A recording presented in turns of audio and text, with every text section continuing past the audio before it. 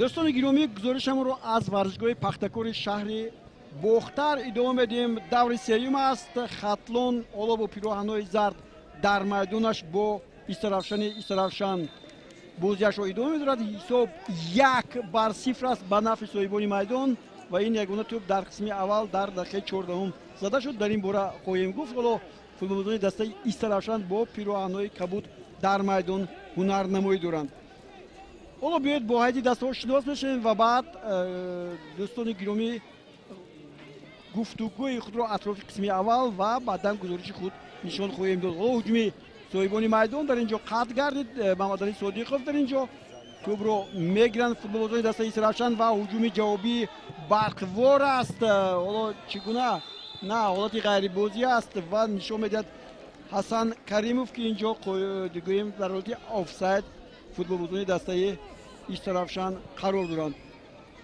حالا استرافشان در میدان با چنین هیئت است. میمانان دروازه‌بان قربانعلی باباєв در قسم اول با خطاگی را داد و گل محض با خطاگی او به عمل آمد. خب این رو ما در مورد ضروری شاید امکانات اون پیدا شود اون رو با شما نشون دهیم.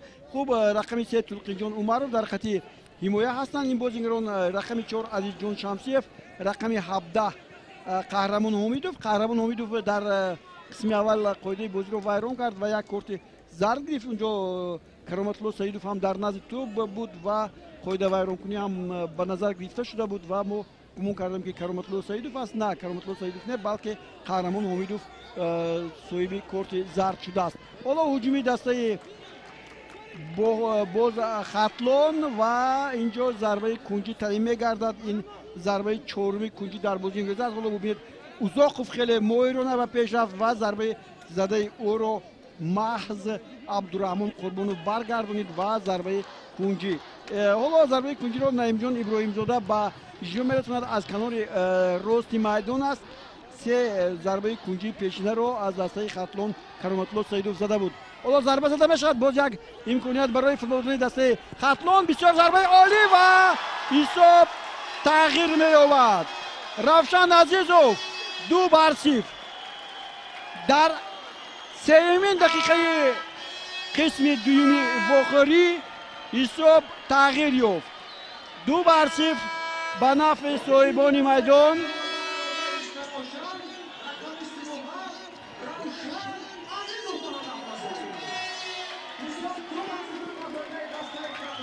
اینجا دوستان گرامی دور دیدید کارنامه خدایزاد اوزاقوف رو هم قید کردن با مورد از رقم 10.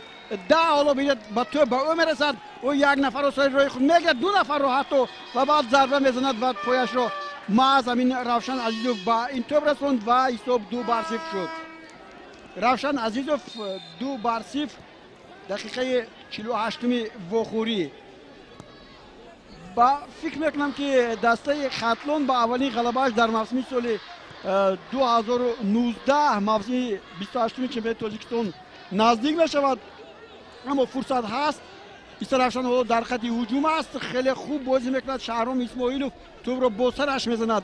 بسیار وضعیت خطرناک بود. حالا باز استرافشانی ها در خط پیش هستند، به هجوم میگذرند. باز یک امکانیت به طرف راست اینجا چی میکند این؟ نه، ضربه جمشید حسنوف خطا بود و از میدان میرفت. خوب رقم 8 فیروز قرایف از دست استرافشان، 12 عبدالرحمن قربانوف، 16 جمشید حسنوف که ضربه زد. رقم 14 دیلوور بویقوزیف، رقم 77 بختیار زوکیروف، رقم 10 ایلهام براتوف کاپیتان دسته و رقم 9 اوتابک کریموف. سرمربی این دسته طاهر مومینوف، سردار دسته اسرار شورجبوف و با او شورت شمسی و سرمربی کمک می‌کند. باز یک هجوم دیگری خطلون و اینجا باز یک امکانیت بود برای گازنی و ببینید مهارت خوبی قربانعلی باباєв. نوریدین امرقلوف بسیار هم خوب خطر ایجاد کرد. حالا تکرار وقت در وقت تکرار خواهیم دید که چگونه نوریدین امرقلوف ببینید از اینجا از نیمه میدان با سرعت بلند خیلی خوب از عزیزجان شمسیف گذشت و حتی به میدان نزد دروازه در آمد و توی پرتافتش به کرامتالله سیدوف نرسید و قربانعلی باباєv این توپ رو داشته گرفت. قریب بود که گل سوم رو هم شاهد شده بودیم. خوب هیچ دسته خطلون در بازی امروز چگونه است. خطلونی بختر، دروازه‌بان شهرام اسماعیلوف، رقم 20 حسین نورماتوف، رقم 66 نعیم جان ابراهیم زاده، رقم 37 ولو روشن عزیزوف. این معرفی گل دوم. در قسم اول کورت زرد هم گرفته است. رقم 26 ایرج رجبوف، رقم 10 خدایداد اوزاقوف، رقم 21 سوربون افغانوف، 22 کاپیتان دسته محمد علی صادقوف، 11 عبدالخلیل بارونوف، 17 نوریدین امروقلوف و 77 کرامتالله سعیدوف که با توپ است در مرکز میدان. کرامتالله سعیدوف توپ رو در نزد پایش نگاه می‌دارد و ببینید مبارزه با عتبه کریموف، بازیگری هم سابق این دسته خطلون است. گفتم با شما عتبه کریموف رقم 9 و در نتیجه قاعده بازی ویران شد. ببینید عتبه قاعده بازی رو ویران کرد و ضربه جریمه تعیین می‌گردد. سرمربی دسته خطلون مهراب زوربیکوف با او اسدالدین حبیب‌اللهیف کمک می‌رساند. از طرف دیگر گفتن با مورد است که در قسم اول خطاکاری ها اونقدر زیاد نبود. خب به هر نوع به چشم رسیدن. باز نوریدین امروقلوف از کنار و قاعده بازی رو ویران میکنه در مقابل محافظتگر. و حالا ببینیم چی میگه داور تلقی جان عمرف رو او در مقابل محافظتگر. حالا ببینید با تلقی جان عمرف سابق بازیگر دسته نورافشانی بخورا و قاعده بازی رو در حقیقت نوریدین امروقلوف ویران کرده بود. خب داوران در بازی امروزه، داور در میدان داور درجه بین المللی گلمراد سعدالله. خب از دست اینجا توپ رو دادند. محمد علی صادق خوب بازی کرد. باز یک امکان دیگر برای نوریدین. ضربه سخت نوریدین و بابایف بسیار ماهرانه با یک سیو عالی این توپ رو داشته گرفت. خب بابایف خوب بازی کرد. اما من طوری به شما گفتم که درباره قسم اول خواهم به شما گفت پیش از اون که درباره داوران گویم. محض ضربه اجرا گردید، ضربه نه قدر سخت و خطرناک از جانب کرامتالله سعیدوف تقریبا از مسافه 35 کیلومتر و این توپ غافلا وارد دروازه گشت. هم محافظتگران و هم گفتم که دروازه‌بان قربانعلی بابایف در غفلت ماندند.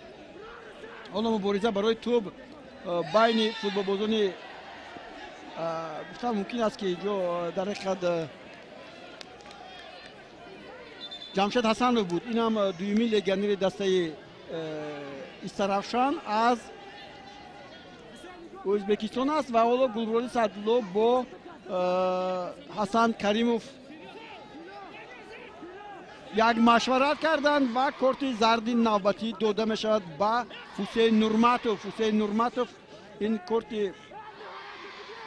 سوم دسته خطلون در بازی امروز است و ضربه خطرناک خواهد بود. در نزد توپ حالا ببینیم که الهام براتوف کاپیتان دسته استرافشان ایستاده است. الحال در این دسته ها تغییرات وارد نشده است. خداداد اوزاقوف با کرامتالله سعیدوف یک دیواری محافظ رو برپا میکنن از دو نفر. اما ببینید 96 نفر استرافشانی ها در میدان نزد دروازه قرار دارند. در رو برای شهرام اسماعیلوف ضربه میزنند و توپ قریب بود که وارد دروازه شود و حالا بار دیگر ضربه کنجی نوبت زده بشود. این ضربه بود که از جانب تلقی جان عمرف به اجرا رسید. حالا بار دیگر میبینیم که چگونه ضربه اجرا می شود. الهام براتوف ضربه کنجی میزند. تکرار رو خواهیم دید. حالا داور باز اونجا برای فوتبال بازان هر دو دسته اونجا میکنم که جمشید حسنوف از دسته استرافشان بله با نعیم جان ابراهیم زاده بازیگر رقم 66 در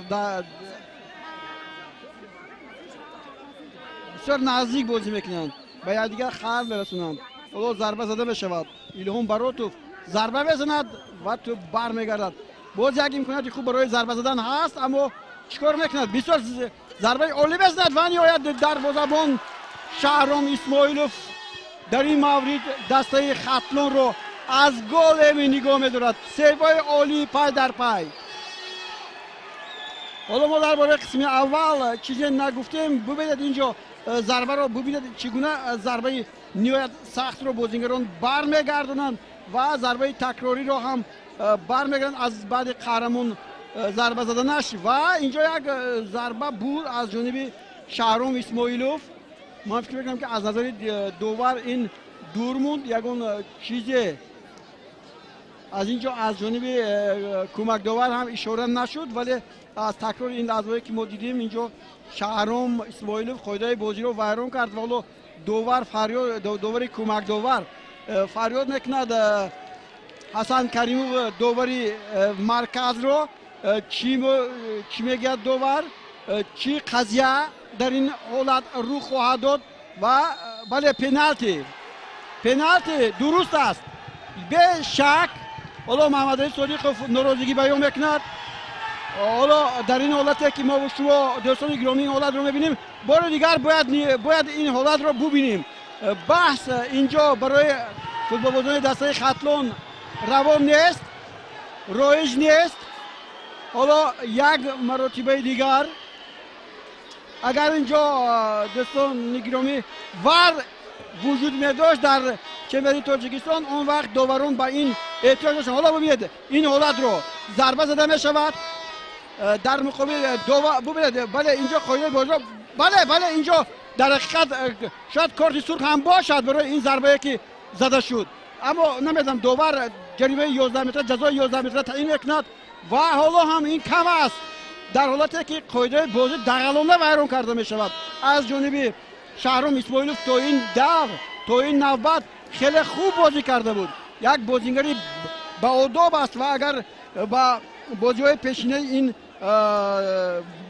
شهرام اسماعیلوف نگاه کنیم، سال گذشته در حیط دسته این خطلون 4 بازی گذرانید، 360 دقیقه بازی کرد و یگان کارت زرد ندارد. اما ببینید در اینجا او چیکار میکند؟ او بله ضربه میزند، مثل بوکسیون ضربه میزند، بسیار هم خطرناک.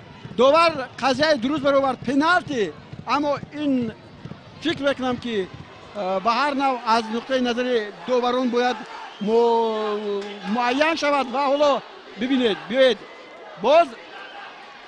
باز داور اینجا نمیدونم ما که اینجا یگان آواز نداریم، ولی اگر حالا همین فرصتی کشاکش ادامه یابد شاید ور رو تشکیل کردن در کار باشد تا که ببیند بار دیگر چی میگن داور چی میگوید، قضیه داور چی است. خب میتوانیم بار دیگر نشون بدیم این حالت رو. دوستان گرامی از کارگردان معروف جان خواهش میکنم که این حالت رو بار دیگر نشون دهد. قاعده در حقیقت 100% ویران شد. ببینید اینجا وقتی که برمیخیزد ضربه از جانب بازیگر این دسته و اینجا ببینید این ضربه رو ببینید هم ترکی جان عمرو هم زده افسانه شد. ما بی‌طرف هستیم. بله ببینید اینجا ببینید اینجا در حقیقت اینجا پنالتی هست. کارت سرخ هم شاید روا دیده شود، اما من فکر میکنم داور از این چیزی که نزدیک نبود و ندید خوب یک طرفه میستاد. در نوبت خود استرافشان میخواد بازیگر دیگر رو ایواز کند با میدان آید. کی با میدان آید ما شما حالا خواهیم دید. تحت رقم 11 اینجا از دسته استرافشان نسیم رسول برای به میدان اومدن آماده می شود. حالا ضربه پنالتی تعیین شده است و اینجا ناظر داوران هم در نزد من هستند. من دربارشون نگفتم. امروز ناظر داوران یوسف اشمتوف است، سرداور گفتیم گلمراد سعدالله، حسن کریموف و یاری میرسوند و فوق قرایف نیست عبدالله دولتوف داور احتیاطی و بهروز عین‌زاده از باختر کمیسری این بازی رو به عهده دارد. و دوستان گرامی فکر میکنم که حالا ضربه جریمه‌ای زده میشد. خوب این رو باز با قضیه فدراسیون فوتبال تاجیکستان روانه میکنیم که این حالت رو ببینند و در این حالت فکر خود رو گفته باشند. اما حالا در نقطه 11 متر بازیگر دسته استرافشان ایستاده است و این دوستان گرامی فیروز قرایف است. فیروز قرایف و شهرام اسماعیلوف من فکر میکنم که این در این مورد قضیه رو خواهیم دید.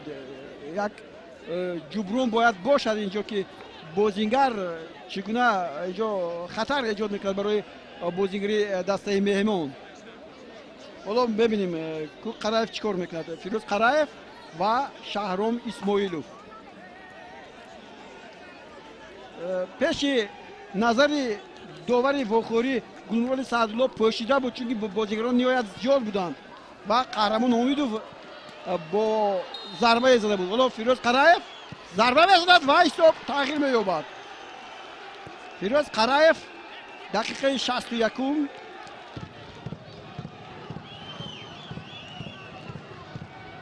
2-1 بازی ادامه میگیرد و من فکر میکنم که باز هم در از دسته اسرافشان گفتیم بازیگر ایواز میشد. عبدالرحمن قربانوف میدان رو ترک میگیرد و به جای او تحت 11 نسیم رسولوف میبراید.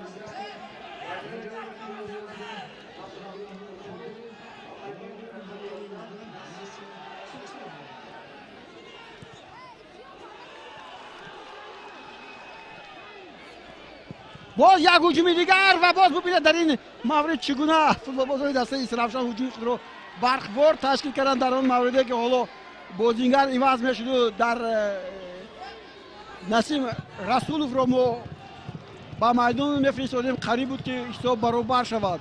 خطلان حالا با هجوم میگذد. زردپوشان دسته خطلان هجوم خود را از کنار راست تشکیل میدهند و تو با دست قرایف بر میخورد بعد ضربه نعیم جان ابراهیم زاده.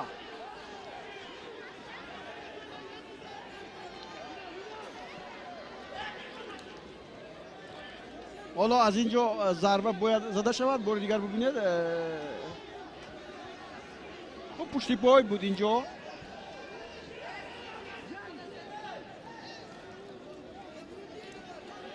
حالا این ضربه رو کی اجرا میکند؟ نعیم جان ابراهیم زاده؟ نه، نعیم جان ابراهیم زاده این توپ رو میموند با کرامت الله. خوب اینجا محافظه‌گران خیلی زیاد بودند. هجوم ادامه مییابد. نورماتوف در جایش است. قربان علی بابایف و توپ رو زود میگیرد و با پیش میزند. سر و سیمه هستند فوتبالبازان دسته اسرافشان برای برابر کردن حساب. خوب من فکر میکنم که جمشید حسنوف لگیونر ازبکستانی دسته اسرافشان امروز خیلی خوب خود رو نشون میدهد. حالا باز هجوم، باز این بازیگری نباید اومده. رسولوف است و ضربه از مسافه دور برای ایلهام براتوف. ایلهام براتوف در قسم اول هم دوستی ضربه زده بود. ضربه‌هایش خطرناک نبودند. انیق با چهارچوبی دروازه نمیروند. یعنی راست به سوی دروازه نمیروند. حالا ببینید این ضربه شو هم با پای چپ ضربه زد نهایت بلند به هوا.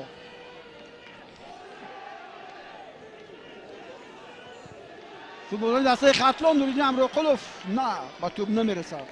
در این روز دوستان گرامی همچنین پنچه بازیگری تا دست باز دارد خوجند با کلوب مرکزی ورزشی ارچی پامیر. بعد قسم اول حساب در این وخوری ها کشوده نشده بود، اما در وخوری امروزه ما که شاهد 3 گل شدیم. 3 گل گفتم ممکن مهنتی بسیار هم مرکب بغیر از گل یکی زده شد. حالا باز بارونوف چند مدت است که با توپ نبود. بسیار خوب با اوزاق ولی توپ رو از دست پای او میگیرند.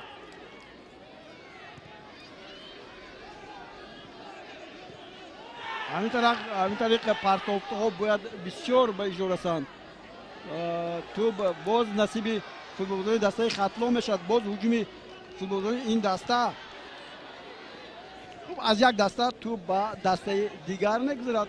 و دوستان گرامی در بازی اسرافشان در دو دور اول گفتم، در بازی خطلان نگفتم. در بازی خطلان چی گفتم ممکن است دو دسته بهترین تاجیکستان با خطلان در دور اول و دوم واخوردند. در نتیجه خوجند خطلان رو با حساب 1-0 مغلوب کرد. هرچند جهانگیر ارگاشف از دسته خوجند از جزای پنالتی حساب رو کشید و این یگانه گل تقدیر واخوری رو به نفع خوجند انجام داد. و همین در همین بازی گفتم ممکن است که علیشیر باراتوف از دسته خطلون کورت زرد گرفته بود. وخوری دویمی خطلونی ها باز با دسته استقلال چمپیون هفت کرته تاجیکستان در ورزشگاه مرکزی برپا گردید و آنجا خطلون در مقابل استقلال خوب هنرنمایی کرده نتوانست و 3 گل خورد، در موردی که علیشیر جلیلوف حساب رو شد. شیردین بابویف 2-0 کرد. بعد علیشیر باراتوف که گفتم در بازی امروزه نیست، از همون دو بازی که در اول داشت یک مرتبه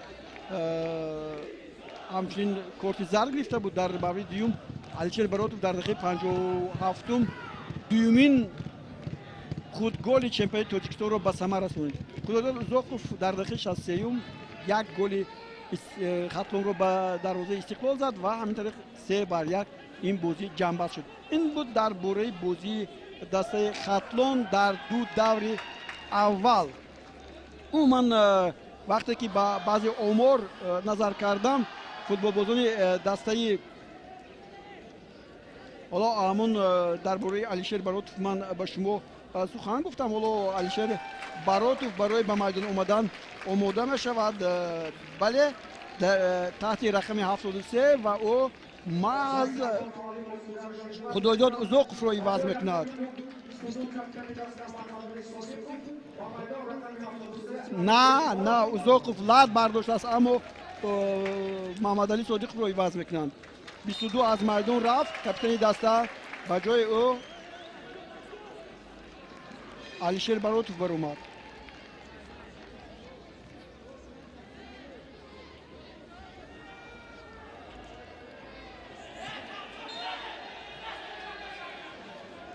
بله اینجا دو رقم 17 نورالدین همراقلوف با بازیگری دسته سرافشان قهرمان حمیدوف با هم واخوردند و قاعده بازی ویران کرده شد و فوتبالچی دسته خطلون هلو تو رو باز با بازی می‌دارند. از بازیگرانی که در میدان هستند نعیم جان ابراهیم زاده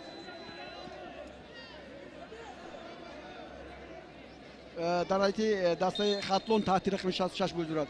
سال گذشته 17 بازی در اجرای این بازیگر بود، 17 مرتبه به میدان اومد، 2 مرتبه او رو عوض کردند، 5 کورت زرد گرفت، 1 گل هم زده است. 1522 دقیقه در حیط دسته خطلون بازی کرد. درباره اوتابک کریموف من الکی با شما گفتم. حالا ببینید باز مبارزه فشار چگونه در نزد دروازه دسته سرافشان زیاد است. کرامت الله سعیدوف 15 بازی در 15 بخوری و میدان اومد، 2 مرتبه عوض کرده شد. اینجا یک کورت زرد هم دارد و کرامت الله سعیدوف 6 گل زده است. یکی از نشانزنهای بهترین سال گذشته دسته خطلون می باشد. خداداد اوزاقوف که رقم 10 با توپ است، این در میدان 9 بازی گذرانید. حالا ببینیم خداداد چگونه بازی میکند. نورماتوف با توپ کسی نمیرسد. بار دیگر اینجا بارانوف حالا بازوبند کاپیتانی با او نصیب کرده است، با او داده است انیقترش محمد علی صادق و ضربه کنجی. این ضربه کنجی پنجم است از جانب فوتبال بازی دسته خطلون. خداداد اوزاقوف در نوع بازی اشتراک کرده است، 4 مرتبه او را عوض کردند، 1 مرتبه به میدان بر آمده است، 6 کارت زرد دارد، 2 مؤلف 2 گل. حالا ضربه زده می شود از کنار راست و این نوبت باز همون شماره 66 یا ضربه زده می شود. اینجا خوب بازیگران هستند و تو باز به کنج چپ میدان می روند. این دفعه این نوبت من فکر میکنم که محض کرامت الله سعیدوف ضربه رو میزد از کنار چپ میدان، از کنار راست باشد. طور نوکک ما دیدیم نعیم جان ابراهیم زاده. حالا ضربه کنجی ششم ضربه زده می شود با کنجی دور. بارانوف دروازه‌بان در جایش است، قربان علی بابویف. ایرج رجبوف که در میدان است، در نوع بازی سالی گذشته خطلون بازی کرد. باز یک قاعده ویران کنی از جانب فوتبالچی دسته سرافشان. زود با پیش میروند بازیگران بورونوف. بسیار پسی موافق، اما تو باز با کنجی دروازه میرود. پای در پای ضربه کنجی از کنار راست و چپ از جانب صاحبان میدان دسته خطلان باختر. خب ایرج رو هم ببینیم. ایرج 3 کارت زرد را 810 دقیقه در میدان بود. محمد علی صادق هم 8 بازی گذرانید، 1 مرتبه عوض کردند، 3 کارت زرد، 2 گل زده است. شهرام اسماعیلوف درباره دروازه‌بان ما در قسم اول گفتیم. حالا با ضربه کنجی تو رو مجبورند که زده از میدان بیرون کنند. با هر نوع بازی امروزه بازی دیدنی هست دوستان گرامی، بازی خوب.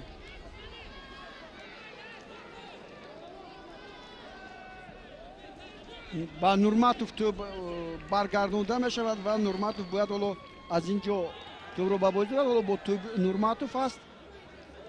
اوزاقوف تو رو با خفا با ایرج کنار راست کمی خالی‌تر است، اما تو رو برمیگردند با جانب رفشان عزیزوف نورماتوف و تو در دست پای فوتبالبازان خطلون باقی میموند.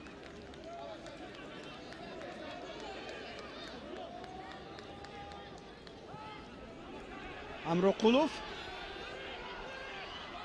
خیلی خوب از یک کس میگذرد، قاعده بازی ویران میشود و ضربه استانداردی دیگر.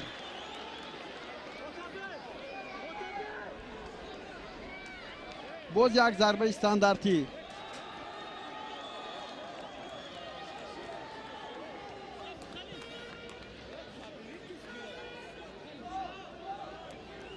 خب من میبینم که باز زمان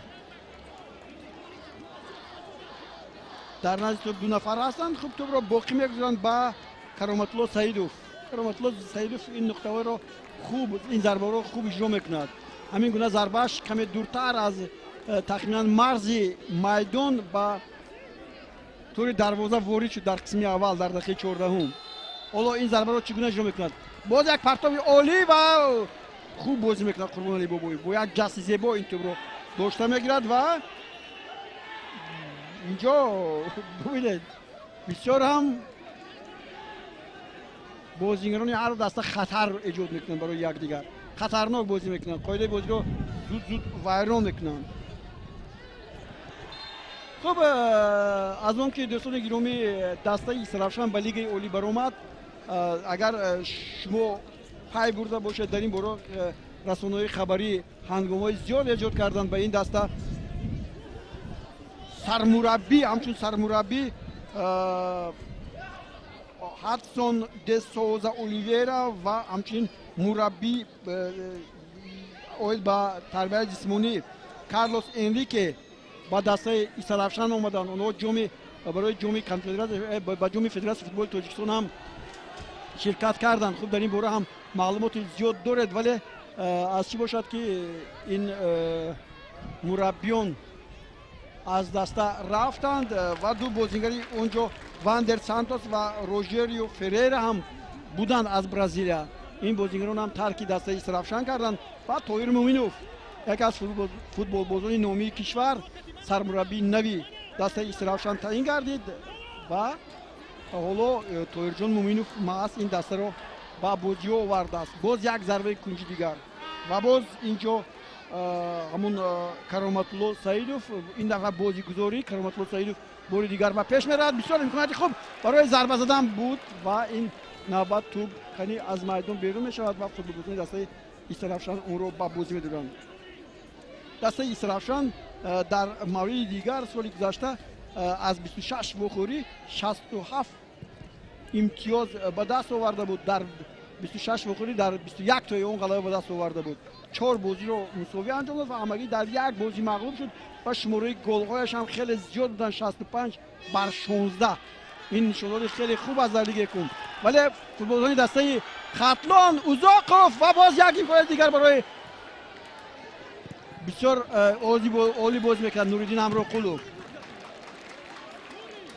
و در نتیجه اسرافشان جای اول رو گرفت و با لیگ اولی چمپیوناتی مملکت رو خط گرفت. اوزاقوف چگونه نادید با نوریدین امرقلوف پرتید، دروازه‌بان هم خواست پیگیری کند این توپ رو، ولی توپ برگشت باز یک ضربه کنجی دیگر شماره ضربه کنجی از یادم رفت ممکن به 9 رسیده باشد حالا باز ضربه دیگر باز محافظتگران این توپ رو برگردوندند خطر رو از دست دروازه‌بان دور کردند چند لحظه است که دسته سرافشان از نیمه میدان خود برآمدن نمیتواند باز میخوام یک خبر دیگر یک اطلاع دیگر رو به شما رسونم دوستان گرامی که پگاه انیخترش 22 اپریل دسته منتخب نورسانی تو 16 ساله تاجیکستان دو بازی دوستانه در تاجیکستان برپا میکند که یکی بر پگاه راست میآید با دسته منتخب کشور عمان سلطنت عمان و این بازی رو با ورزشگاه مرکزی بیاید و تماشا کنید چون که دسته منتخب نورسانی تو 16 ساله ما در به نزدیکی از چین با یک جام نهایت خوب برگشتن حالا امکانیتی خوب برای باز حساب رو تغییر دادن برای فوتبال بازان دسته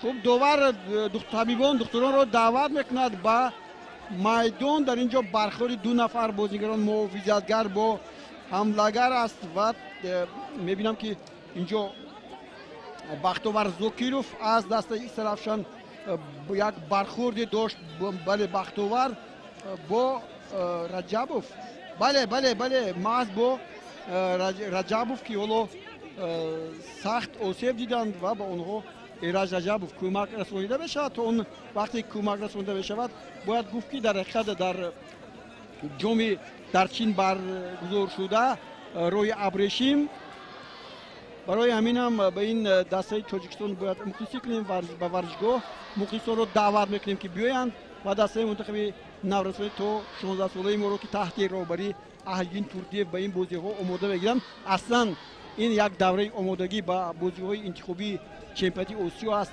اونجا بیایند و تشریف آورند خب گلرخ سعدالله حالا وقتی بازی رو فکر میکنم که نگاه داشته است سال گذشته گلرخ سعدالله در بازی های چمپیونات تاجیکستان بین دسته‌های لیگ اولی 15 واخوری رو حکمی کرد 73 کارت زرد نشون داد 4 پنالتی به دروازه صاحبان میدان و 6 پنالتی ضربه 11 متره به دروازه مهمانان در مجموع 6 نفر رو از میدان بیرون کرد با کارت سرخ حالا ایست در بازی هست این ایست رو ما چگونه پر کرده میتونیم شاید با نشان دادن گل هایی که بودند و حالت تکرار اگر امکانیت داشته باشیم گل ها رو هم با مخلصان پیشنهاد کرده ممکن است این برخوردی که حالا متوقف شده است این واخوری از برخورد ایرج رجبوف و بازیگری دسته استرافشان بختیار زوکیروف مخلصان در ورزشگاه هستند باید چون این بازی اولی دسته خطلون است فکر میکنم که در بازی های آینده اگر پیروزی دسته خطلون بیشتر به قدر گرفته شود ببینید این گل اولی که من در بارش گفتم که غیر چشم داشت بود خب از دروازه‌بان اونجا وابسته کلان داشت ببینید این ضربه نهایت عالی از جانب همین بازیگری دسته خطلون بود بسیار هم کرامتالله سعیدوف عالی ضربه زد این گل دیگری که وارد دروازه گردید از جانب فوتبالبازان دسته خطلون و هر دو از جای برخستن بازی ادامه خواهد یافت روشن عزیز رو دیدیم که گل دیگری دسته خطلون رو به ثمر رسونید و همین گل های بودن که ما و شما دیدیم خوب بسیار هم یک لحظه نگرانی کننده است و لحظه نهایت گفتم که از دلخوش آورم هست که ورزشگر ایرج رجبوف بعد برخورد با سر خونشور از میدان بیرون رفت و علیشیر سلیموف به میدان اومد تحت رقم 18 علیشیر برادف اومد بود حالا گفتیم علیشیر سلیموف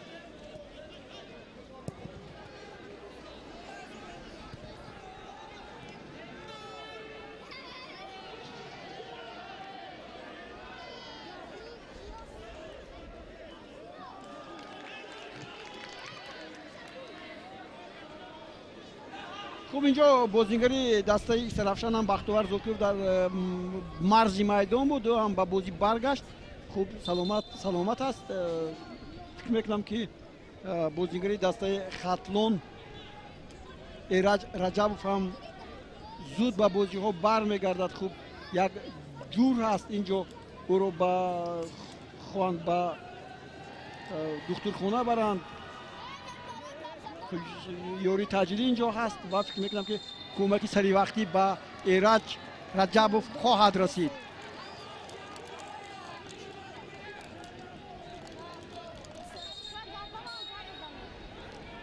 حالا تو برو بود از شما بازی میتونن بازیگران دسته خاتلون.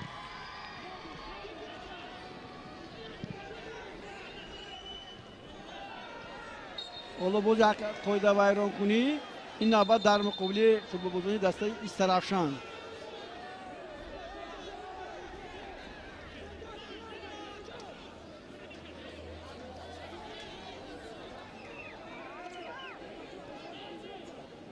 بله اویستا اویستا تو انجام بخوری 10 دقیقه دیگر باقی میموند.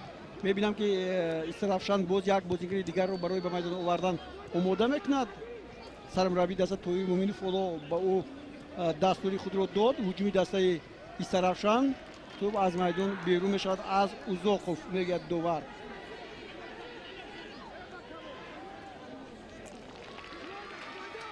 قهرمان امیدوف توپ رو با دستش به بازی میگیرد. همین طور هم هست. بسیار هم رفشان عزیزوف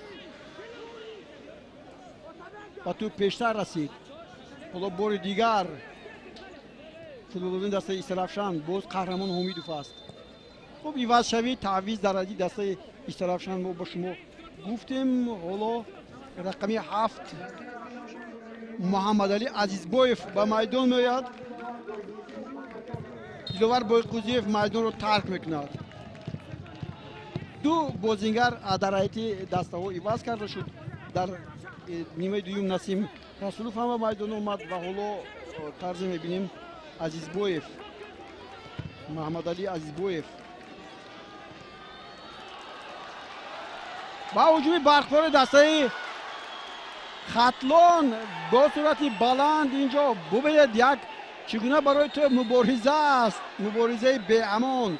سوربون افغان بود و باز یک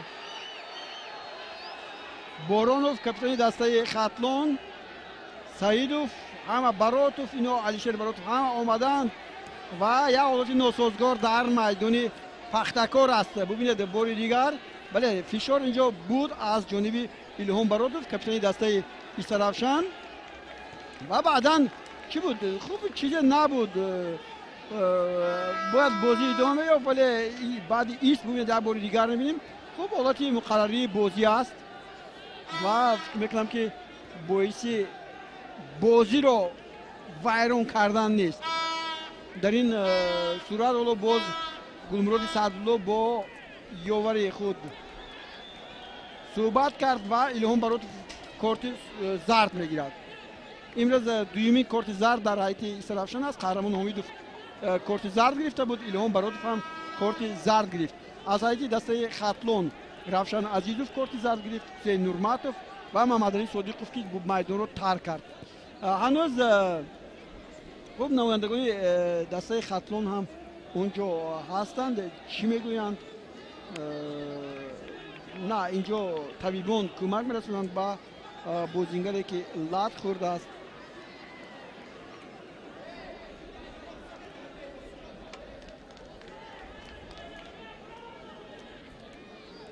فکر میکنم که اما در جاست بار دیگر میبینیم اینجا لات خورده بازیگر سوربون افغانوف است. اما در مورد دیگر میبینیم که اینجا دیگر بازیگران هم با کمک نیاز دارند.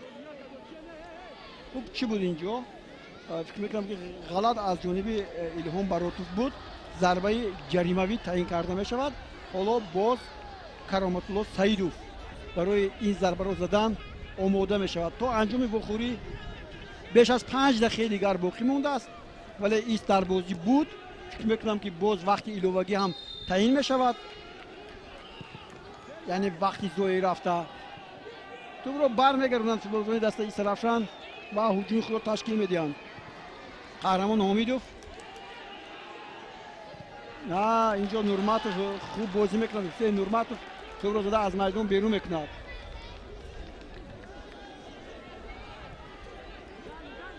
امکانات دیگر برای ایسرافشان و یک توپ از میدان بیرون رفت و از نزد دروازه دسته خطلون باید شهرام اسماعیلوف دروازه‌بان این دسته توپ رو باید با بازی دارد. حالا ببینید اینجا با پرتافتی ماست نسیم رسولوف جمشید حسنوف نرسید. جمشید حسنوف در بازی این روزه فکر میکنم که خوب بازی کرده که از بازیگران نمایانی بود که همیشه برای توپ تلاش میکرد.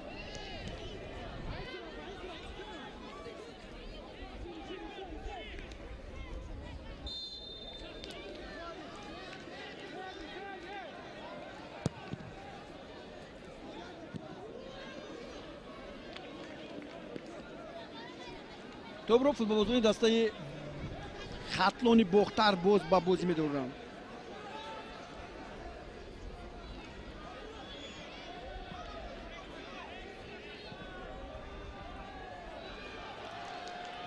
باز یک امکانیت برای کاپیتان بود اما بارونوف توی پرتوتش رو سر گذاشتند و حالا هجومی دسته ایسرافشان بسیار هم عالی بختاور چیکار میکند؟ پسی عالی میدهد و اینجا 100% امکانیت برای نسیم رسولوف. نسیم رسولوف بسیار هم امکانیت خوبی گلزنی داشت. بار دیگر این حالت را دوستان گرامی میبینیم.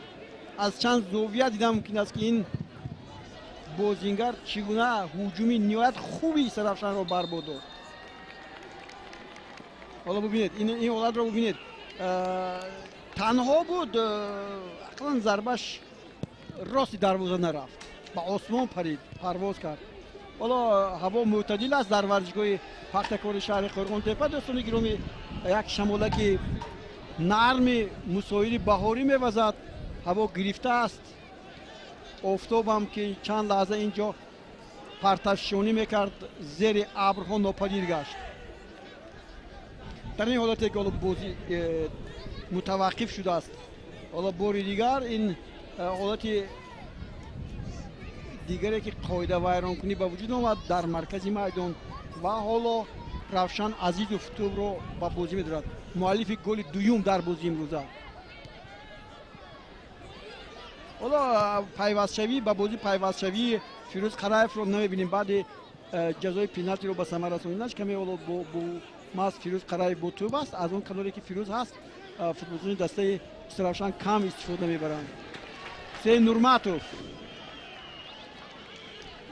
با آخرین درخت، من گفتم به شما که در قسم دوم وقت خیلی زیاد تلف شد. هم اونجا حالتی بود که برای معین کردن ضربه پنالتی بود یا نبود، چقدر بحثا بود. اونجا دو هفته شد، دو برخیز دیگر بود، نه کمتر از 6 دقیقه باید اینجا ایلوه شود. حالا ببینیم، حالا نوریدین امراقلوف از دسته برقچی برگشت به دسته خود و توپ رو خیلی مایرانه بپرتد اینجا و توپ رو از دست میدهند. بازیگران دسته خطلون کرامت‌الله سعیدو بود.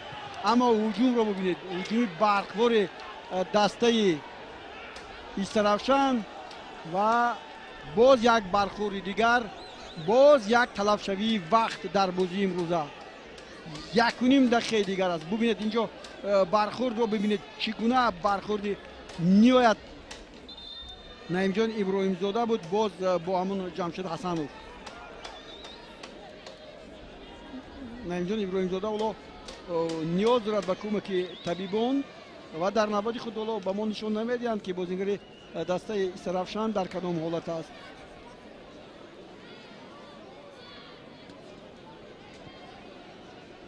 تو از نزد دروازه به بازی باید درآورده شود. باز دختران در میدان هستند. باز یک ایست در بازی امروزه. خب بعد این بازی خطلون با کلوب مرکزی ورزش ارچی پومیر بازی میکند و در نوبت خود دسته ایسرافشان باشد با امتحان دسته استقلال چمپیون افغانستان تاجیکستان میآید. و این بازی هم دوستان گرامی گفتم ممکن است که برای ایسترافشان نهایت دشوار خواهد بود.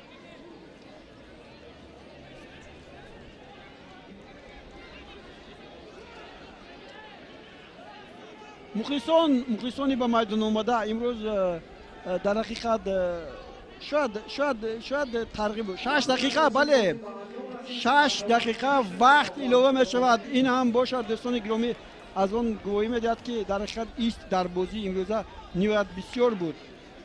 خب بعد این بازی اگر همین وخوری با حساب 2-1 به نفع دسته خطلون انجام یابد اون وقت فوتبالبازان دسته خطلون یک زینه به بالا میبرند تا بازی دیگر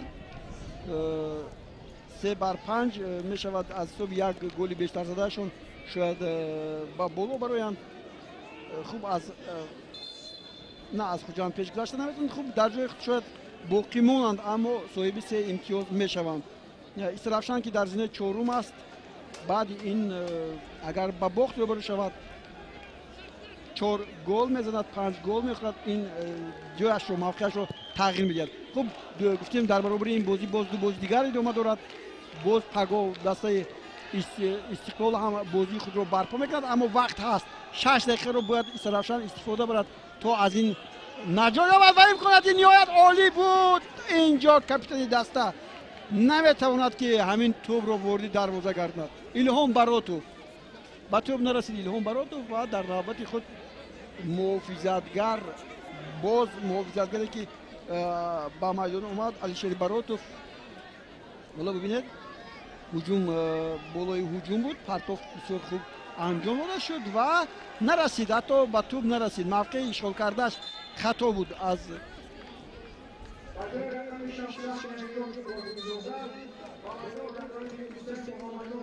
دسته خطلون باز یک بازیگر رو عوض کرد. نعیم جان ابراهیم زاده از میدان رفت و با جای او بازیگر جوان دیگر به میدان اومد و اینجا گفتن ممکن است که محمد نسکوف محافظتگر است. محافظتگر به جای محافظتگر اما فرصتی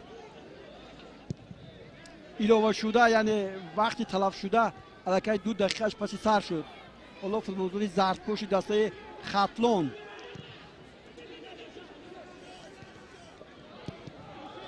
همگی در خط محافظت هستند و مبارزه میبرند که غلبه رو از دست ندهند. هجوم خوبی دسته خطلون حالا باز اوزاقوف یا احتم گفتم همراه قلوب به پیش برود و در اینجا پایده بازی ویران نشده است و بازیگران دسته خطلون باز با توپ هستند. باز کرامت الله سعیدوف خدایداد اوزاقوف بود. خدایداد اوزاقوف خیلی خوب به پیش رفته شده بود. نوریدین توپ رو گرفت و تا به انجام نرسوند یعنی ضربه زده نشد. آخرین ضربه جنبستی نبود. حالا ببینید این حالت رو اوزاقوف رو ببینید چگونه خوب بازی کرد.